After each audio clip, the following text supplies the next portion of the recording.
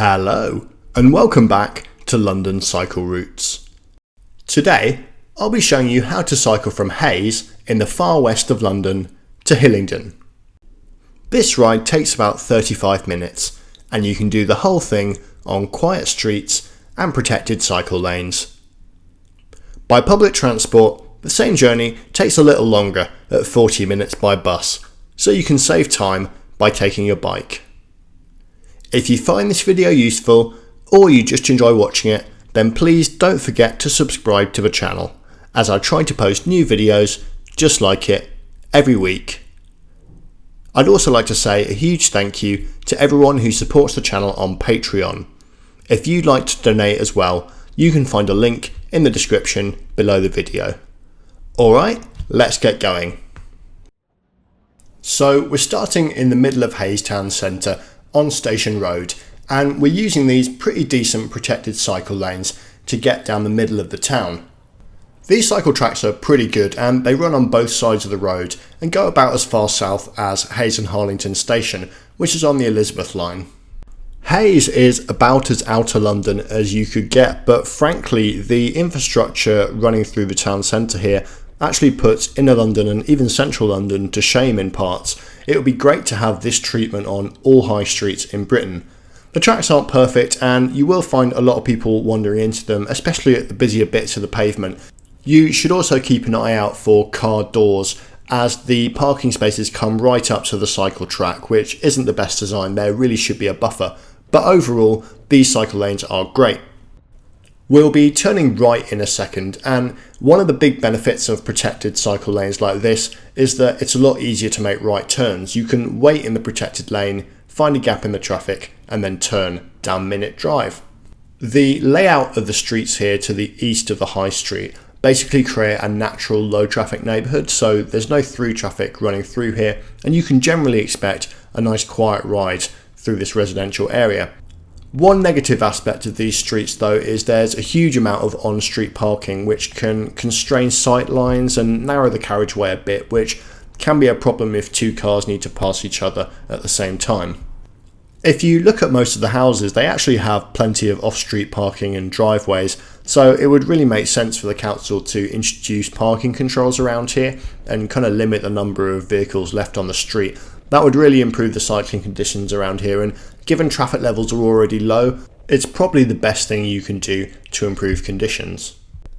The section we just passed through is probably the windiest bit of this route, so don't forget that if you need a little bit of help wayfinding, you can always download the free map of the route and use it on whatever app or device you choose to use. You can find a link to it in the description. I always include these maps on my routes, but I like to remind people that they're there, as people do forget. Now don't miss this turning right here onto this protected cycleway here. This is the start of a really quite excellent network of protected tracks and paths running alongside a major highway called the A312, also known as the Parkway. These tracks are decades old and some of them are in a better state of repair than others, but they do provide a really quite pleasant protected route running alongside this busy street, and they go on for quite a while and we'll be making use of them today. I previously made use of them in my Hayes to Rayners Lane video, which I did a couple of years ago, but I thought I'd come back and show you some other routes that they can be useful for. You can see here that these tracks are separate to the pedestrian path, so you don't have to deal with pedestrians in the road. The surfacing is generally pretty decent. It's the same tarmac used on the main road, and they're separated from the main carriageway by, at the very least, a grass verge. Importantly, they also deal with crossings and roundabouts really quite well in a way that a lot of newer road projects don't. So we'll be using this crossing here, and you can see it's separate, curb separated between the pedestrian and the cycles bit, and it lets us across in one go, which is unusual for a major road like that. Don't miss the left turning there. It actually cuts through a housing estate, and I think that's one of the great things about the way this scheme works, because all of these different neighbourhoods are actually linked up by segregated cycle path. and the neighbourhoods themselves are designed in a way that removes through traffic from them. The traffic mostly stays on the main road, which is on the other side of that hedge. So if you live locally around here, it's really useful to be able to make local trips by bike with no worries really. One downside that I flagged when I used these tracks in the previous video from Hayes to Rayners Lane was that the vegetation, which is really nice, means that they can tend to get covered in leaves, which can get slippery when wet. I actually illustrated this in quite a dramatic fashion cycling through here last time because I slipped on the leaves and fell over.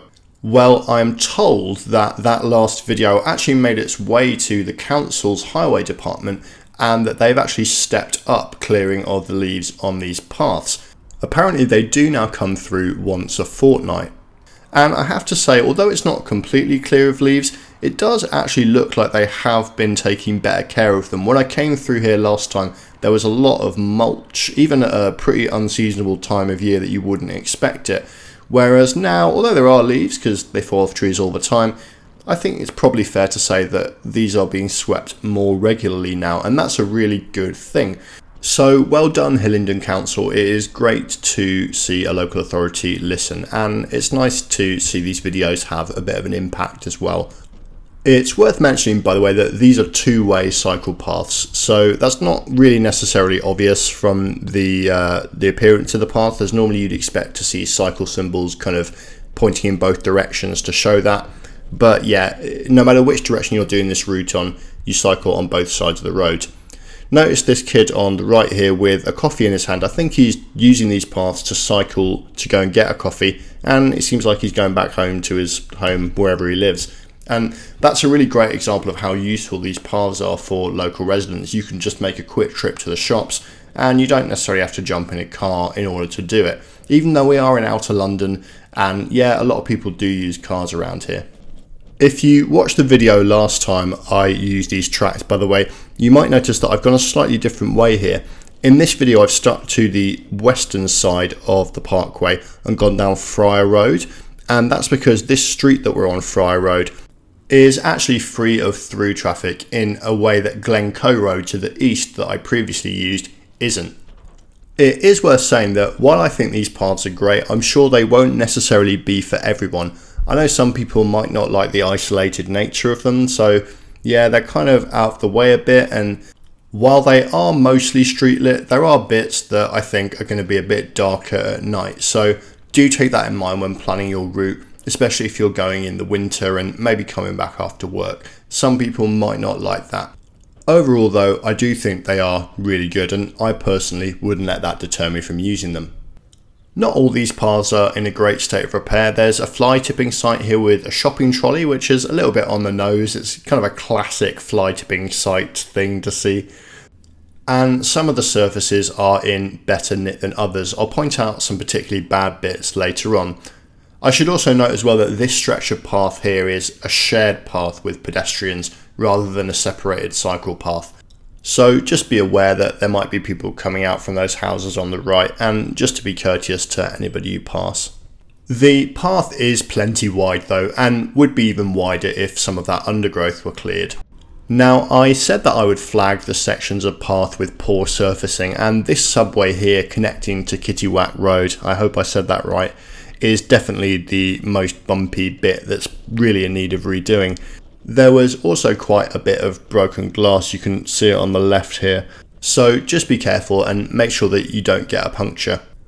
Overall though, these paths that we've been on are really great I think, and it would be lovely to see more suburbs and outer London have a system of paths just like that. Just a quick note about wayfinding on this section of the route. We're now on a road called Radcliffe Way, and we came out of a little cul-de-sac to get to it. The cul-de-sac doesn't actually have a name, but if you want to remember which is the right one, it's the fourth cul-de-sac after you turn into Radcliffe Way, if you're doing this route in reverse. It's on your left when you're doing it backwards. But we're not on Radcliffe Way for long. We go down this little service road on Uding Lane, and we duck down into yet another underpass. This is the White Hart Roundabout, and I have to say, I love it. Look at this. This is pure traffic free in the middle of the motor roundabout. you take the first left to exit for Ruislip Road, and these separate cycle and pedestrian paths keep everyone safe. There's quite a narrow gradient up. It's honestly a really nicely engineered piece of infrastructure. I honestly don't know why the cycle paths along that section of the Parkway are so good compared to most other equivalent roads in the UK. It really is a mystery to me. I've tried to do a little bit of research and I haven't really been able to find anything out. Somebody jokingly suggested to me that one of the civil engineers might be Dutch or Danish, and to be honest, that doesn't actually sound too far-fetched because there are a lot of Dutch design principles involved on what's going on there.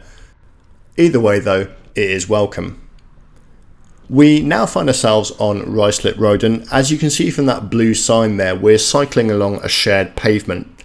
This section is frankly not great, it's just a narrow pavement with a blue sign saying that you can cycle on it.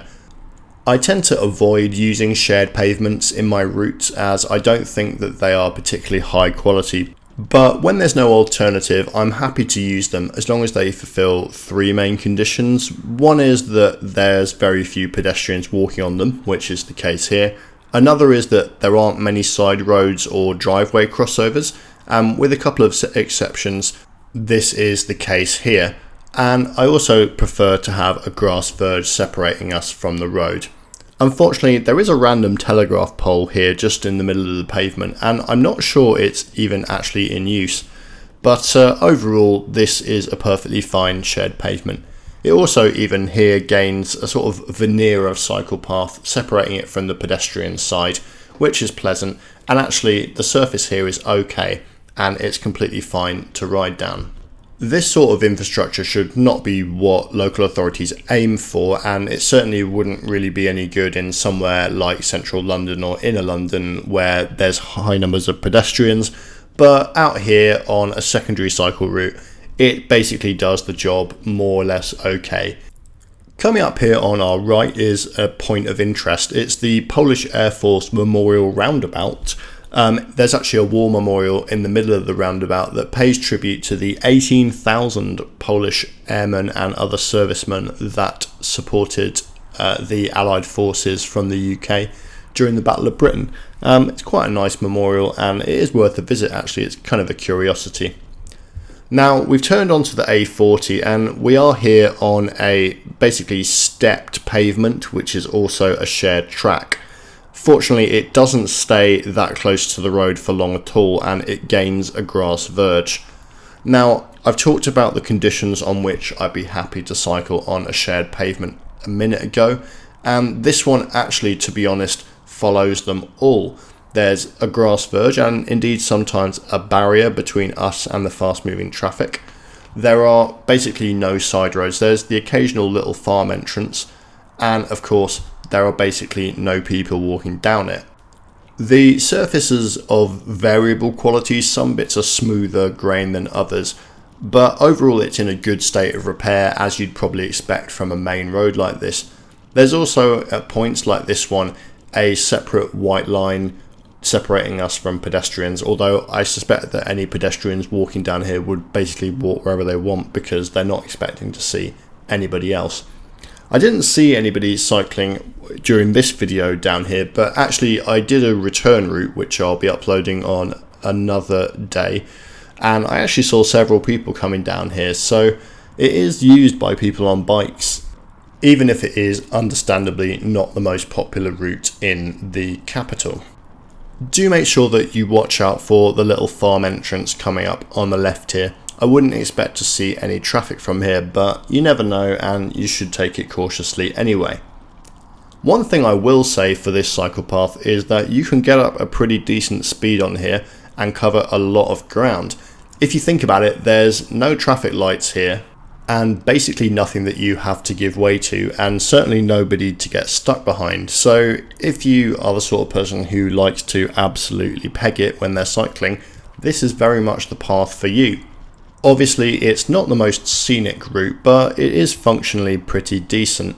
You could say that it is effectively a cycle superhighway in a way that the official cycle superhighways never actually were. One thing that may not be obvious from the video, but that is pretty obvious if you think about it for a second, is that this is obviously quite loud. You are next to what is effectively a motorway. If I had a proposal to improve this, I think my first port of call would be to say stick some trees between us and the main carriageway. They could act as a sound barrier, but they'd also just make it feel a little bit more enclosed and pleasant.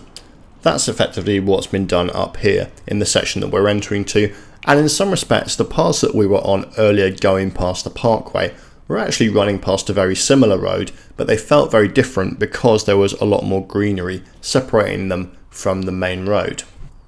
This is probably a good time to say, by the way, that if you're really enjoying this video and you're not a regular here, make sure you hit the subscribe button on the channel so that you're alerted for new videos.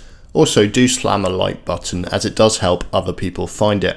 And if you really like what we're doing, you can always contribute on the Patreon. Thank you so much to those of you who already do that. You help keep the channel going and help me get out there and find new routes.